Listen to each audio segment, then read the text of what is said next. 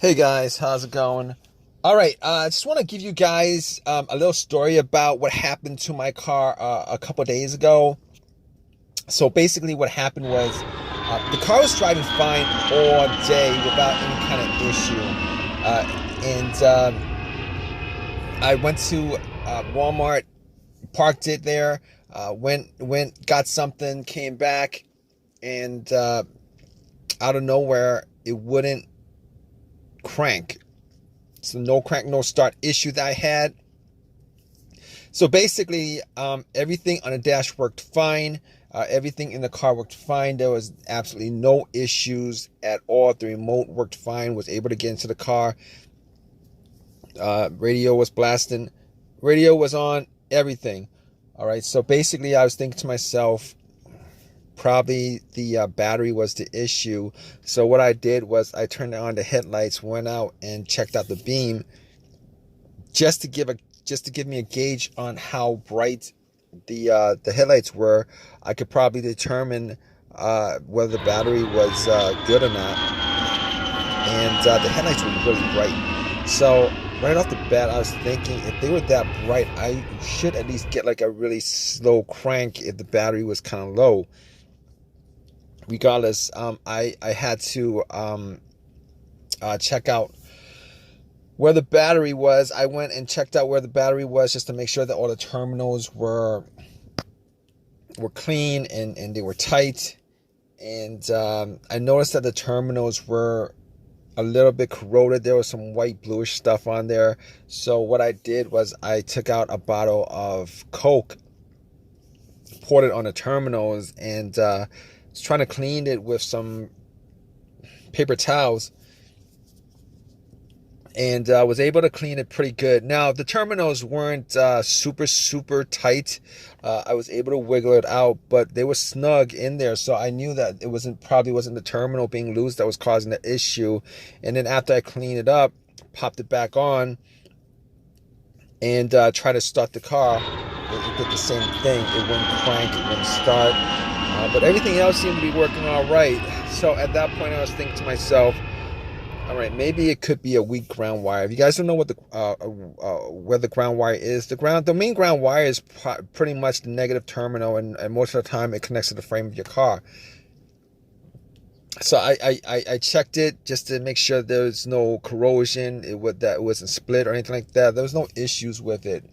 So what I did after that was, I had a battery pack that I bought a couple of months ago because I had the same situation where I swapped out the battery. I was hoping that it was the battery, even though I swapped it out, considering I could actually just swap it out at Walmart. So I actually put the battery pack on there. It was at 100%. Tried to start it, and still wouldn't start. So at that point, I knew it was probably not the battery. And even though, I didn't think it was the alternator, I could probably just at that point rule out the alternator, because if it was the alternator, the car would have at least slow cranked, or I would have been able to start it. And then once I took the battery pack off, it would have just died out. So at that point, I was able to rule out a bunch of stuff. I was able to rule out the battery, the ground cable, and the alternator, even though that probably wouldn't have caused the issue. So after going through that, I was thinking to myself, could it be something? Could it be the car's computer ECU? Because I did see a check engine light on my dash, and that check engine light was there. It's been there for a while, and I believe it was for a O2 sensor issue. Now, I did have an OBD2 that I bought from Walmart, and it was a $19 OBD2, one of the cheap ones, and I pretty much hooked it on to my OBD port, and trying to make sure that I was actually getting a connection between the car's computer and the car itself. It did scan all the way through. Now I'm pretty sure that that the OBD2 wouldn't actually pick up anything that would cause a no crank, no start situation for the most part, except if if if the car's ECU, the car's computer was, for some reason separated from the car. For what reason, couldn't communicate with the car. But anyway, regardless, I actually plugged it in. It scanned all the way through. Only code that popped up was the aux02 sensor code, and at that point, I was pretty sure that it wasn't anything to do with the car's computer, any codes that would cause it, and I actually had to move on to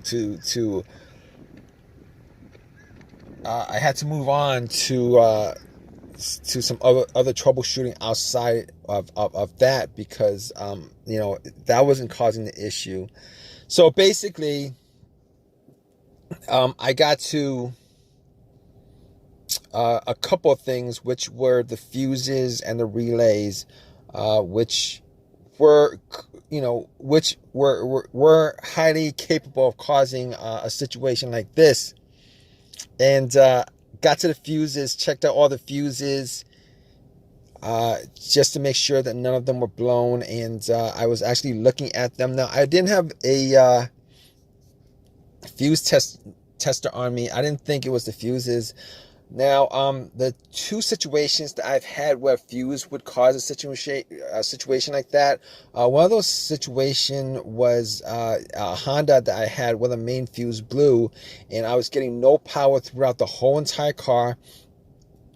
The main fuse was the fuse that connected the battery to the fuse box itself. And that was the previous situation that I have, and I'm pretty sure that wasn't the same situation that I had, so I could rule that out, because I was getting power to everything except it wouldn't start.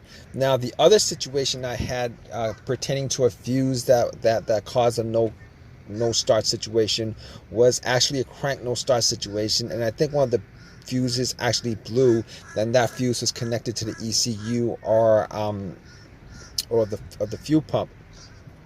And I remember once I changed out that fuse, the car would crank, but it wouldn't stop. Once I changed out that fuse, it was able to start up. So I could rule out those two situations as being, related to a fuse issue that would cause this situation that I had. So, so basically, I could rule those things, the fuses out, and the fuses were pretty clean. I didn't smell any kind of burnt smell, and didn't see any kind of brownish, anything brownish, and a brownish appearance on top. So at that point, I was able to kind of rule out the fuses, not at 100%, but I was able to rule out the fuses for the most part. So basically, at that point, I had a situation where I was maybe, it could have been the relays or the starter. That's what the two situations that came up. But I didn't think it was the starter, because I did switch out the starter about, I would say I switched out the starter about a year and a half ago, and that was, it seemed like it was a starter issue, but I didn't really want it to be a starter issue, considering I only put maybe like 20,000 miles on my car, and I think they should last a lot longer than that. But anyway, before I even went there, I looked at the relays, just to see whether they had issues or not. Now, I couldn't make out whether the relays had issues, but I did get to the starter relay. I pulled it out. It looked like it was a bit dirty or whatever, but I had some rubbing alcohol, put it on some paper towel, and wipe the connectors, put it back in, try to start it. It really didn't do anything. Didn't change up the situation. So I was thinking it was a weird situation, because it would click every time I would I would try to start the car. It would click, but it wouldn't crank. It wouldn't crank at all. Normally when it clicks, it normally means that the relay is working, because that's what the relays do when there's electricity going through, that it clicks to connect the connection, to whatever it's relaying the electricity to. But regardless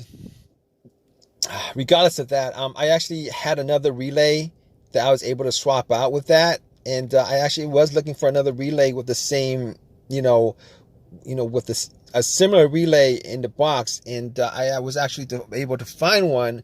And what I did was I took that relay out, and I swapped it with that with the other relay, and I went back and tried to start it, and guess what?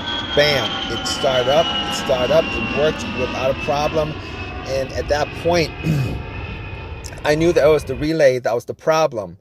All right. So it was a pretty easy fix. I drove to AutoZone, which was within that whole shopping center.